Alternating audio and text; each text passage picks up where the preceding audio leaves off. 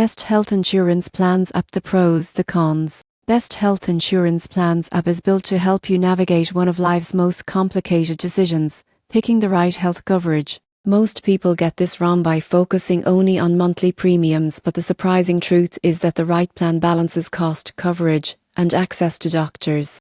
Key pro is comparison. The app lets you see multiple plans side by side, detailing premiums, deductibles, copays, and provider networks. For instance, if you have regular prescriptions or specialist visits, the app can highlight plans that minimize out-of-pocket costs for your specific needs. Another advantage is personalization. By inputting age, family size, and health conditions, you get tailored recommendations. You won't believe how many people overpay or pick plans that don't cover their doctors simply because they didn't use a tool like this. The cons include incomplete data and regional limitations. Smaller insurers or certain state-specific plans might not appear, and coverage nuances may require verification. Always review policy details and confirm network access before enrolling. In conclusion, the Best Health Insurance Plans app is a valuable resource for anyone seeking informed decisions. It simplifies comparisons, identifies cost-saving opportunities, and reduces confusion in a complex market.